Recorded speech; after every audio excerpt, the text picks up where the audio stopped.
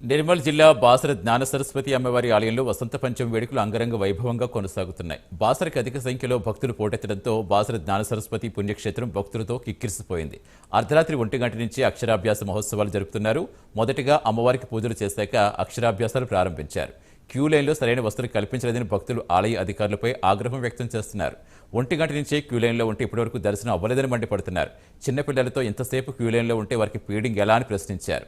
అమ్మవారి జన్మదినమైన వసంత పంచమి రోజునైనా సరైన ఏర్పాటు చేయలేకపోతే ఎలాగని ఆలయ అధికారులపై భక్తులు ఆగ్రహం వ్యక్తం చేస్తున్నారు. చాలా ఇబ్బంది పడుతుంది. చిన్న పిల్లలు అయితే ఒక 1 ఇయర్ పాప మెడలు కింద పడి కొట్టుకుంటుంటే మీద పడుతున్నారు. వాళ్ళ మీద పోలీస్ సెక్యూరిటీ ఏం లేదు. అమ్మని ఎంత అనుకుంటే ముసలాన్న కింద పడి కొట్టిరన్నా. అంత దరిద్రంగా ఉంది ఇక్కడ వ్యవస్థ.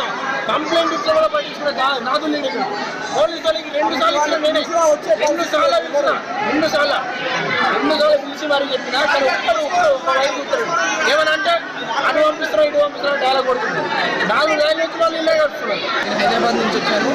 1 o'clock సిన్స్ మార్నింగ్ లైన్లో ఉన్నాయి. అంటే చిన్న పిల్లలని లేదని కూడా ఇక్కడ మెయింటెనెన్స్ లేదు. జీరో మెయింటెనెన్స్ అండి. Complete zero maintenance. 1000 రూపీస్ అదే లైను, 150 అదే లైను, ఫ్రీ అదే లైన్.